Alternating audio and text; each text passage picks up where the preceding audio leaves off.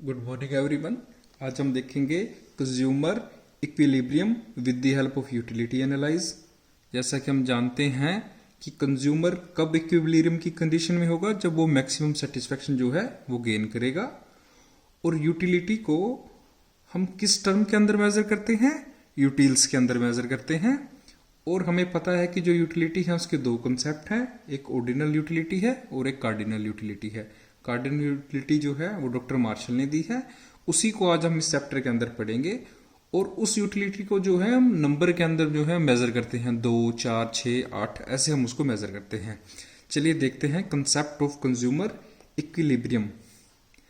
The consumer equilibrium when given his income and market prices, he plan his expenditure on different goods and services in such a manner that he maximize his total satisfaction। जब वो अपनी income को इस तरीके से खर्च करता है कि उसको ज़्यादा से ज़्यादा सेटिस्फेक्शन जो है वो अचीव हो जाए, उसको बोलते हैं कंज्यूमर इक्विलिब्रियम। दूसरे शब्दों में कहें, it is a situation of maximum satisfaction while spending is given income across different groups is called consumer equilibrium। और मीन्स कंज्यूमर जो है वो मैक्सिमम सेटिस्फेक्शन जो है वो प्राप्त करेगा जो अपनी गिवन इनकम को खर्च करके डिफरेंट ग्रुप्स ऑफ, चाहे किसी भी कमोडिटी के ऊपर खर्च करे वो। इसके देखते हैं कि कंडीशन और केसेस क्या हैं। देखेंगे हम कि कंज्यूमर इक्विलिब्रियम जो है वो सिंगल कमोडिटी केस के अंदर कैसे काम करेगा और टू कमोडिटी केस के अंदर कैसे काम करेगा। सबसे पहले देखते हैं consumer equilibrium one commodity case को। ये डिपेंड करता है 3 फैक्टर पे। सबसे पहला है कि price of commodity. Price of commodity जो प्रोड्यूसर निर्धारित करेगा, और ये हम इसमें मान के चलेंगे कि जो पीएक्स होता है वो कांस्टेंट होता है, वो चेंज नहीं होता। दूसरा है मार्जिनल यूटिलिटी ऑफ कमोडिटी, कि उसकी जो utility marginal utility of commodity है इसके अंदर law of diminishing marginal utility जो है वो लगेगा ही लगेगा। और एमयूएक्स को हम 2 तरीके से ले सकते हैं, या तो एमयूएक्स यूटिल्स के रूप में यूज करेंगे हम, या MUX in the term of rupees के अंदर जो है हम वो यूज करेंगे। एमयूएक्स जो in the term of use है, in the term of money है, उसको हम निकाल सकते हैं एमयूएक्स, इसको basically utils divide by utils, ये हम आगे देखेंगे। इसमें मार्जिनल यूटिलिटी ऑफ मनी क्या है? मार्जिनल यूटिलिटी ऑफ मनी है कि आप वर्थ ऑफ ए रुपीज, 1 रुपया कब खर्च करोगे आप? जब आप एक कंज्यूमर 1 रुपया तब खर्च करेगा, सपोज करो जब उसको 4 यूटिल्स की प्राप्ति होगी, जब उसको इतनी जो है सेटिस्फेक्शन प्राप्त होगी तब वो 1 रुपया खर्च करेगा। इसको बोलते हैं वर्थ ऑफ रुपीज, इसी को बोलते हैं मार्जिनल यूटिलिटी ऑफ मनी। और इसके अंदर ये जम्पशन है कि ये भी कांस्टेंट रहेगी। अगर सपोज करो वो 4 यूटिल्स के ऊपर 1 रुपया खर्च करेगा तो वो इतनी ही रहेगी, ये नहीं है कि वो 1 रुपया तब खर्च करेगा जब उसको 5 यूटिल्स जितनी सेटिस्फेक्शन मिले, तो ये भी कांस्टेंट रहेगी।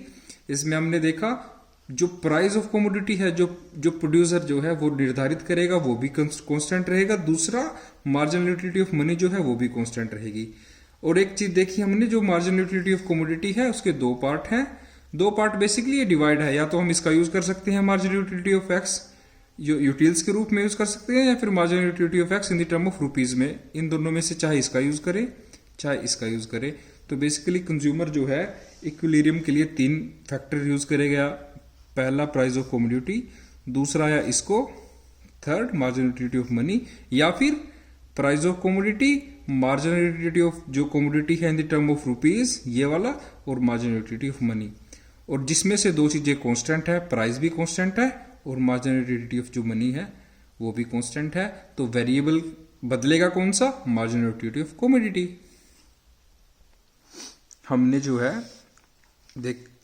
देखो हमें 3 चीजों की जरूरत पड़ेगी। एक तरफ लिया हमने प्राइस ऑफ कमोडिटी पीएक्स, और इस फॉर्म में marginal utility of commodity utils के रूप में देखा है, और दूसरी तरफ हमने marginal utility of x in the term of rupees ले लिया है। बाकी दोनों चीज़ें तो ये कांस्टेंट ही हैं। प्राइस ऑफ कमोडिटी इस तरफ भी आएगा, इस तरफ भी आएगा, मार्जिनल यूटिलिटी ऑफ मनी इस तरफ भी आएगा और इस तरफ भी आएगा। बस फर्क क्या है कि एक जगह हम देख रहे हैं मार्जिनल यूटिलिटी ऑफ जो कमोडिटी है उसको यूटाइल्स के रूप में, और दूसरा देख रहे हैं हम मार्जिनल यूटिलिटी ऑफ कमोडिटी को इन द टर्म ऑफ मनी के रूप में। चलिए समझते हैं। जब हम मार्जिनल यूटिलिटी को यूटिल्स के रूप में यूज करेंगे तब जो इक्विलिब्रियम है वो कहाँ स्टक होगा, MUX divide by PX is equal to MUM। और जब मतलब marginal utility of commodity divide by price of commodity is equal to marginal utility of money, तब जो है इक्विलिब्रियम की कंडीशन में आएंगे। और ये होता है कि कंज्यूमर जो सेटिस्फेक्शन जो है वो एक्चुअल में जो है वो प्राप्त कर रहा है, और ये होता है जो एक्सपेक्ट कर रहा है। 1 रुपये के जितने भी उसका प्राइस होगा उसके लिए वो कितनी एक्सपेक्ट कर रहा है सेटिस्फेक्शन, ये वो है, और कितनी वो एक्चुअल में ले रहा है वो ये है। और इसको देखो, जब हम MUX का इन द टर्म ऑफ मनी जो है यूज करते हैं तब जो इक्विलिब्रियम स्टक करेगा वो करेगा price of commodity is equal to marginal utility of commodity in the term of money में। PX का मतलब है जो प्राइस एक कंज्यूमर जो है एक्चुअल पे करता है, जो प्रोड्यूसर ने निर्धारित कर दिया है 1 यूनिट का। सपोज करो एक सेब का रेट उसने 5 रुपए रख दिया, तो वो जो देगा। MUX क्या है, जो उसने वो इच्छा है उसकी सेटिस्फेक्शन के बेस पे प्राइस ही इज विलिंग टू पे, जो वो पे करना चाहता है, ये MUM है। जब ये दोनों बराबर हो जाएंगे तब वो है इक्विलिब्रियम की कंडीशन में आ जाएगा। अब इसको जो है एग्जांपल से समझते हैं। सपोज करो एक कंज्यूमर है जो वो कमोडिटी X को कंज्यूम करना चाहता है, तो हमें बेसिक सी 2 चीजें पता है। प्राइस ऑफ कमोडिटी है वो भी कांस्टेंट रहेगा, और मार्जिनल यूटिलिटी ऑफ मनी है जो 1 रुपये के बदले वो कितनी यूटिल्स सेटिस्फेक्शन प्राप्त करे वो भी कांस्टेंट रहेगी। हम मान के चलते हैं कि मार्जिनल यूटिलिटी ऑफ मनी जो है वो भी कांस्टेंट है। वो 1 रुपया तब खर्च करेगा जब उसको इतनी यूटिल्स प्राप्त होगी या 4 यूटिलिटी जो है उसको मिलेगी। और प्राइस ऑफ कमोडिटी ये भी कांस्टेंट है, इसको भी हमने 4 लगा लिया। तो बदलेगा क्या, हमने जैसे पीछे देखा था कि बदलेगा मार्जिनल यूटिलिटी ऑफ कमोडिटी। और इस पे भी law of diminishing marginal utility लागू होता है कि जैसे जैसे 1 यूनिट हम कंज्यूम करते जाते हैं वैसे वैसे जो है मार्जिनल यूटिलिटी जो है वो कम होती जाती है। जब हमने 1 यूनिट कंज्यूम की तो हमको कितनी यूटाइल्स यूटिलिटी मिली, 20। जब दूसरी की तो 18, जब तीसरी यूनिट की तो 16, जब चौथी की तो 10। अब हमारे पास क्या क्या गिवन है, हमारे पास marginal utility of money given है, हमारे पास प्राइस गिवन है। इस कंडीशन में इक्विलिब्रियम लगता है। हमारे पास PX गिवन है, PX कितना है 4, PX की जगह लिख दो 4। मार्जिनल यूटिलिटी ऑफ मनी कितनी है 4, मार्जिनल यूटिलिटी ऑफ मनी 4 लिख दो। तो मार्जिनल यूटिलिटी ऑफ जो है कमोडिटी कितनी आ जाएगी 16, मतलब इक्विलिब्रियम की ये कंडीशन बन गई भाई। वो ये इक्विलिब्रियम बन गया उसका। वो 3 यूनिट पे गुड X को कंज्यूम करना जो है वो सही समझेगा, क्योंकि इस पे उसको मैक्सिमम जो है सेटिस्फेक्शन जो है वो मिल रही है, और इससे ऊपर जो सेटिस्फेक्शन मिल रही थी वो उसका सरप्लस हो गया, वो उसका जो है वो सरप्लस है। वो आगे देखेंगे हम सरप्लस का मतलब क्या है, इससे वो ज़्यादा समझ में आएगी चीज़ें। अब जैसे हमने पीछे देखा, जब हम marginal utility of money commodity को as it in a term of money लेते हैं तो इसका फॉर्मूला होता है MUX in the term of money का फॉर्मूला होता है, आप इसको जो है यूटिलिटी से डिवाइड कर दो, मतलब, और यूटिलिटी कितनी है 1 रुपीज की 4, तो 20 को 4 से डिवाइड करोगे तो मार्जिनल यूटिलिटी ऑफ मनी कितनी आ गई 5। मतलब आप 5 रुपये पे करने के इच्छुक हो इसके, लेकिन जो कंज्यूमर है उसने 4 रुपये लगा दिया। एक बार फिर देखेंगे इसको, marginal utility of money, marginal utility of commodity जो है वो मनी के रूप में कैसे मेजर होती है, जब आप मार्जिनल यूटिलिटी ऑफ कमोडिटी यूटाइल्स को यूटाइल से डिवाइड कर देते हो तो आपके पास आ जाता है marginal utility of commodity in the term of money. तो जब 20 को, इस केस में भी सेम है, मार्जिनल यूटिलिटी ऑफ मनी भी 4 यूटाइल्स है और प्राइस ऑफ कमोडिटी भी 4 रुपये है। तो आपके पास जो है, ये मैंने बेसिकली ये वाली चीज़ ना सेम यहाँ पे लिख दी, ये भी यूटिल्स के रूप में ही है, तो हम यहीं से समझ लेते हैं इसको। हमने देखा कि 1 रुपये की जो है कब खर्च करेंगे हम, जब हमको 4 यूटाइल्स की सेटिस्फेक्शन मिलेगी। जब हमें 20 यूटाइल्स की सेटिस्फेक्शन मिल रही है तब हम कितने रुपए खर्च कर सकते हैं, तो इसको डिवाइड कर दो 4 से, मतलब 5 रुपये इसके हम दे सकते हैं। 18 को 4 से डिवाइड कर देंगे, इस कंडीशन में हम 4.5 रुपये हमने इसका रेट लगा दिया। तीसरी कंडीशन में 16 डिवाइड बाई 4 रुपये हमने इसका रेट लगा दिया। हम इच्छुक हैं देने के, और प्रोड्यूसर ने कितना रेट लगाया हुआ है, 4 रुपये। हम इस कंडीशन में 5 रुपये देने के लिए तैयार हैं। इसमें 4.5, इसमें 4 और इसमें 2.5। जो ये है मार्जिनल यूटिलिटी ऑफ मनी, ये law of diminishing marginal utility की वजह से डिक्लाइन है, ये होगी। प्रोड्यूसर ने कितना रेट रखा, ये डायग्राम जो है फ्री है, इससे इसका कोई ताल्लुक, शेड्यूल से डायग्राम का कोई ताल्लुक नहीं है, इसलिए हमने फ्री बनाया ताकि समझ सके। यहाँ पे लिख दिया हमने marginal utility of money. Price क्या है, कांस्टेंट है। और इक्विलिब्रियम किस पोजीशन में आएगा, जब price of commodity is equal to marginal utility of commodity in the term of money हो जाएगा। तो ये 4 पे जो है, उसने भी रेट 4 रखा था प्रोड्यूसर ने, और हमने भी जो है यहाँ पे 4 रुपये लगाया इसका, कि हम इतनी संतुष्टि अगर हमें मिलेगी तो हम उसको यूटाइल से डिवाइड करके हम 4 रुपये देने के इच्छुक हैं। तो ये पॉइंट ऑफ इक्विलिब्रियम हो जाएगा, जहाँ पे P X is equal to MUX money वाला हो जाएगा। और प्रोड्यूसर ने देखो यहाँ 4 रुपये लगाया हुआ था, और ये इससे ऊपर का है कंज्यूमर सरप्लस, इसको बोलते हैं कंज्यूमर सरप्लस। जैसे अगर हम देखें, जो यहाँ प्राइस ऑफ कमोडिटी है PX है, वो 4 है, ठीक है।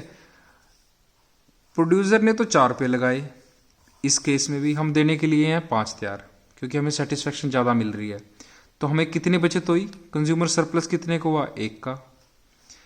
और यहाँ भी 4 रुपये, क्योंकि PX तो कांस्टेंट ही रहेगा, ये इसकी अजम्पशन है। और यहाँ हम 4.5 रुपये देने के लिए तैयार है, तो हमें यहाँ पे 0.5 की जो है बचत हुई एक कंज्यूमर को।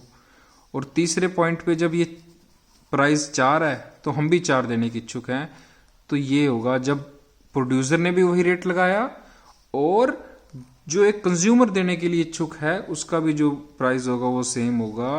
वो भी जो ही प्राइस ही is willing to pay, consumer जो पे करने का इच्छुक है, उस प्राइस ही एक्चुअली पे जो प्रोड्यूसर ने रेट लगाया, वो दोनों जब बराबर हो जाएंगे तब उस कंडीशन में वो जो है इक्विलिब्रियम की जो है उसमें कंडीशन में आ जाएगा।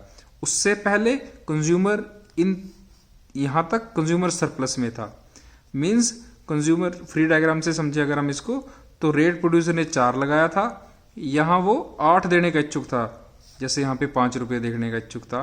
तो ये कंज्यूमर को गेन हुआ इतना, जो बेसिकली A, B और ये C पॉइंट है, इसको बोलते हैं कंज्यूमर सरप्लस, कि कंज्यूमर को फायदा हुआ क्योंकि वो रेट ज्यादा देने का इच्छुक था, लेकिन प्रोड्यूसर ने रेट कम लगाया हुआ है। होप कि ये चीज जो है आपको समझ में आ गई होगी। अगर नहीं आई तो आप कमेंट में एक बार बताओ, मैं फिर से कोशिश करूंगा इसको पूरी क्लियर करने की। डायग्राम के हमने इस एक्सिस पे, 0 एक्सिस पे जो है कंजम्पशन ऑफ गुड X ली हुई है, इसकी यूनिट ली हुई है बेसिकली, और इस पे marginal utility of commodity in the term of money ली हुई है। और इसमें marginal utility of money in the term of money, क्योंकि ये डिक्लाइन है, क्योंकि लॉ ऑफ मार्जिनल यूटिलिटी इस पे अप्लाई होता है, इसी वजह से हमने रफली इसको ऐसे डिक्लाइन फॉर्म में ले लिया। और क्योंकि प्राइस ऑफ कमोडिटी जो कांस्टेंट है, वो हमने यहाँ पे कांस्टेंट एक लाइन लगा दी। और जो ये है, ये प्रोड्यूसर ने जो रेट लगाया, जो वो एक्चुअली पे करेगा कंज्यूमर, और ये एक जो वो पे करने की इच्छा रखता है संतुष्टि के हिसाब से, ये वो प्राइस है। जब वो ज्यादा पे करने की इच्छा रखता है और प्राइस प्रोड्यूसर कम लगा दे, तो उसकी जो ये चीज होगी, ये बचत होगी। ये संतुलन का बिंदु है, इससे नीचे नुकसान है, क्योंकि ये कंज्यूमर, हम ये मान के चलते हैं, इसके अंदर अजम्पशन है कि एक कंज्यूमर समझदार है, वो कभी भी नुकसान की नहीं सोचेगा अपनी, इस वजह से यहां पे वो कभी भी परचेज नहीं करेगा। अब हम देखेंगे कंज्यूमर इक्विलिब्रियम 2 कमोडिटी केस में। जैसे कि हमने देखा कि 1 कमोडिटी केस में उसको 3 चीजों की जरूरत पड़ी थी, PX price of commodity, MUX marginal utility of commodity, तीसरा MUM marginal utility of money.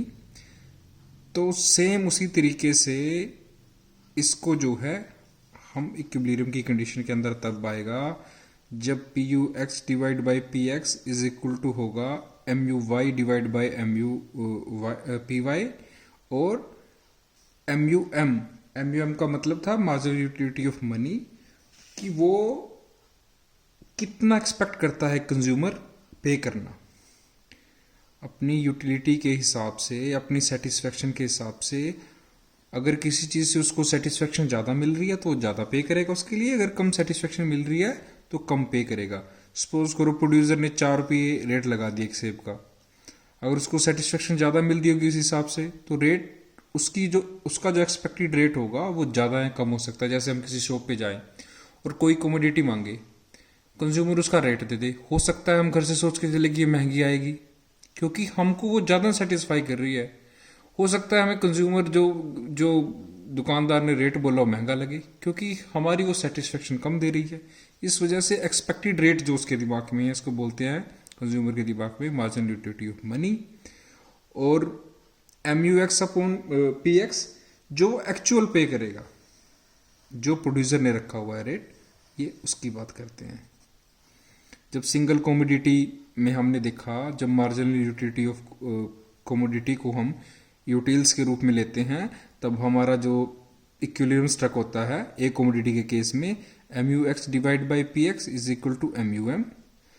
और दूसरी अगर एक कमोडिटी ले तो उसका जो इक्विलिब्रियम स्ट्रक होगा MUY divide by PY is equal to MUM। और अगर दोनों का कॉम्बिनेशन कर दे इसका तो ये this one is equal to this one is equal to this one, तो ये इक्विलिब्रियम का पॉइंट होगा। अब पढ़ते हैं इसको। Consider a situation when consumer buying, ये सिर्फ 2 कमोडिटी का बता रहा है। कंज्यूमर अगर 2 कमोडिटी पे अपना जो है इनकम को खर्च करना चाहे, पहले हमने देखा था एक सिंगल कमोडिटी पे खर्च कर रहा था इनकम को वो, अब हम देखेंगे सिर्फ 2 कमोडिटी पे अगर वो खर्च करे, कमोडिटी X और कमोडिटी Y को गिवन इनकम अगर खर्च करे तो ये जो है उसका इक्विलिब्रियम का पॉइंट आएगा। देखते हैं, ये यूनिट्स दी हुई हैं 1 2 3 4 5 6। ये एक तरफ एप्पल लिखे हुए हैं, marginal utility of X commodity की, marginal utility of Y commodity की लिखी हुई है। और ये जो लिखी हुई है यूटिलिटी, ये यूटिल्स के रूप में लिखी हुई है, ना कि इन द टर्म ऑफ मनी। तो जब वो एक यूनिट जो है वो लेता है तो उसको 12 यूटिल्स की सेटिस्फेक्शन मिलती है यहाँ पे एप्पल से, और 10 की मिलती है ऑरेंज से, क्योंकि law of diminishing marginal utility लागू होता है। तो इस वजह से जैसे दूसरी यूनिट लेगा उसकी तो कम उसको सेटिस्फेक्शन मिलेगी, तीसरी लेगा उससे कम मिलेगी, चौथी लेगा उससे कम, पांचवी लेगा उससे कम, और ये नेगेटिव तक भी जा सकती है। तो अब हम इसको जो है ठीक इसी तरीके से दूसरी कमोडिटी है वो भी जो है उस पर भी law of diminishing marginal utility लागू होता है। बेसिकली ये बता रहा है कि जब एक यूनिट लेगा वो, एक यूनिट पे एप्पल से उसको जो है 12 यूटिल्स की सेटिस्फेक्शन मिल रही है और इससे 10 की मिल रही है। ये एक केस हो गया जब वो 2 कमोडिटी खरीदेगा एक साथ। तो ये दूसरा केस हो गया, ये तीसरा केस हो गया, ये चौथा, ये पांचवा। तब इसका जो है इक्विलिब्रियम है वो कहाँ लगेगा, जब MUX इज इक्वल टू होगा MUY, क्योंकि इसके अंदर जो है हम जो है अज्यूम करके चल रहे हैं क्योंकि अजम्पशन क्या है इसकी, जो PX है वो भी कांस्टेंट रहेगा और ये MUM है मार्जिनल यूटिलिटी ऑफ मनी जो है वो भी कांस्टेंट रहेगी। आप समझो कि सपोज करो, और फिर से मैं बोलता हूं, जो ये चीज है ये भी कांस्टेंट रहेगी और ये भी कांस्टेंट रहेगी, ये इसकी अजम्पशन है। जो बदलती है वो बदलती है मार्जिनल यूटिलिटी ऑफ कमोडिटी, जो हमने यहाँ पे लिखी हुई है, जिसपे law of diminishing marginal utility apply होता है। ठीक है, आप एक एग्जांपल लो कि इसका एग्जांपल ले लो, मैं इससे अलग ले रहा हूं कि जैसे आपको MUX दी हुई है 50, ठीक है, और PX दिया हुआ है 10। आपको पता है कि MUM कैसे निकलेगी, MUX डिवाइड बाई PX। मतलब अगर हमको MUM निकालनी है तो 50 divide by 10 is equal to 5। मतलब मैं 1 रुपया तब खर्च करूंगा जब मेरे को 5 यूटाइल्स मिलेंगे। ये मतलब बना इसका। अब क्योंकि MUX जो है उस पे law of diminishing marginal utility का जो है वो नियम जो है इस पे लागू होता है, और PX कांस्टेंट है और मार्जिनल यूटिलिटी ऑफ मनी भी कांस्टेंट रहती है। क्यों? क्योंकि प्राइस कांस्टेंट है, इस वजह से मार्जिनल यूटिलिटी ऑफ मनी भी जो है वो कांस्टेंट रहेगी। और इसकी एक बेसिक अजम्पशन ये है, ये तभी पॉसिबल है एक अजम्पशन के साथ। अजम्पशन क्या है कि जो PX है इसका प्राइस बराबर होगा प्राइस ऑफ इसके इज इक्वल टू 1। मतलब हम इसका 1 रुपया मान के चल रहे हैं कि जो इसका 1 यूनिट का रेट होगा वो इसके 1 रुपये के 1 रुपये का जो इनका दोनों का प्राइस है वो बराबर होगा। सो दो गुड्स की कमोडिटी में हमने 3 एजम्पशन देखी हैं। एक, प्राइस ऑफ कमोडिटी जो है वो कांस्टेंट रहेगा, और दूसरा प्राइस ऑफ एक्स जो है प्राइस ऑफ वाई के बराबर रहेगा। Third one, marginal utility of money जो है वो भी कांस्टेंट रहेगी। और बदलेगी क्या? मार्जिनल यूटिलिटी ऑफ कमोडिटी, जो इस गुड्स के अंदर इस 2 गुड्स की कमोडिटी के केस में हमने यूटिल्स के रूप में ली हुई हैं, ये बदल रही हैं, और इन पे law of diminishing marginal utility लागू होगा। जैसे जैसे हम इनकी कंजम्पशन बढ़ाते जाएंगे मार्जिनल यूटिलिटी ऑफ कमोडिटी जो है वो कम होती जाएगी। अब इसी डायग्राम को हम समझे, इसी शेड्यूल को अगर हम डायग्राम की हेल्प से समझे तो नीचे जो ली हुई है ये 0 एक्सिस पे ये कंजम्पशन ऑफ एप्पल ली हुई है। एक एप्पल को कंज्यूम करने से आपको MUX, क्योंकि ये MUX है ना यहाँ पे MUX जो है यूटिल्स के रूप में लिखी हुई है, ना कि इन the term of money, money के टर्म में नहीं लिखी हुई। तो जैसे ही हम एक एप्पल को कंज्यूम करेंगे हमें कितनी सेटिस्फेक्शन मिल रही है? 12। जैसे ही हम दूसरे को कंज्यूम करेंगे हमें कितनी मिल रही है? 10। जैसे हम तीसरी यूनिट को एप्पल की कंज्यूम करेंगे हमें कितनी सेटिस्फेक्शन मिल रही है? 8। चौथा एप्पल खाएंगे कितनी सेटिस्फेक्शन मिल रही है? 6। पांचवा खाएंगे कितनी मिल रही है?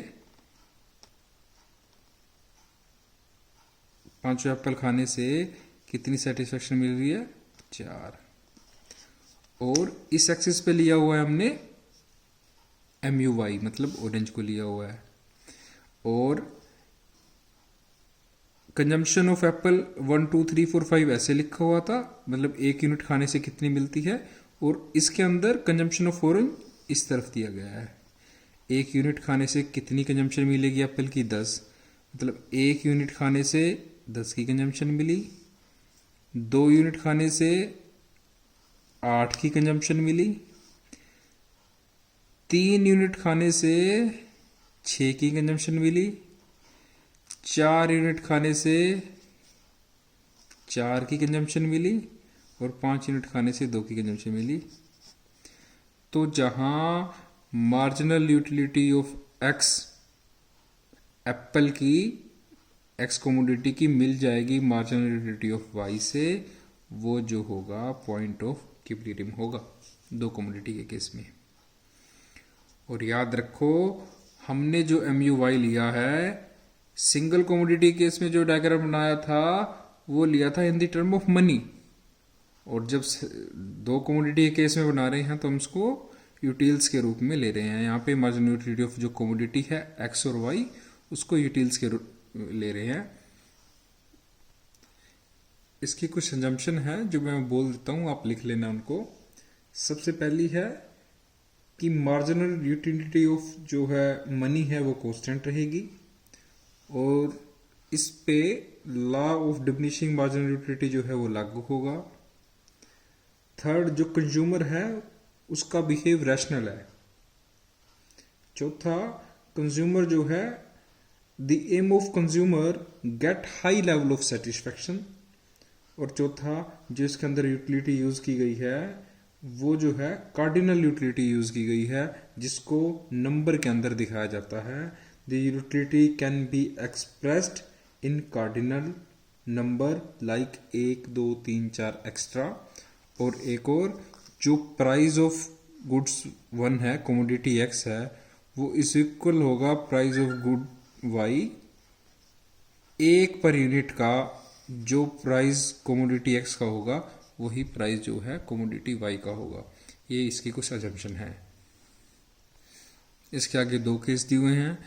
जब marginal utility of commodity x divide by price of commodity ज़्यादा होता है, ग्रेटर देन होता है marginal utility of commodity y divide by price of y, तो कंज्यूमर क्या करता है, वो क्या डिसीजन लेता है, वो शिफ्ट कर देता है अपने एक्सपेंडिचर को y से x गुड्स की तरफ, ताकि वो क्या लीड कर सके, MUX को जो है नीचे कर सके और MUY को जो है वो बढ़ा सके। ताकि वो कब तक करता रहेगा ऐसे, वो प्रोसेस तब तक होती रहेगी जब तक वो इक्विलिब्रियम की स्टेज पे ना जाए। ठीक इसी तरीके से अगर इसका अपोजिट हो तो कंज्यूमर क्या करेगा, वो डिसीजन लेगा, शिफ्ट कर देगा अपने एक्सपेंडिचर को y से x की तरफ, ताकि वो MUY को जो है वो थोड़ा नीचे लेके आ जा सके और MUX को जो वो बढ़ा सके। वो ये तब तक करेगा जब तक इक्विलिब्रियम की कंडीशन में ना जाए। Thank you.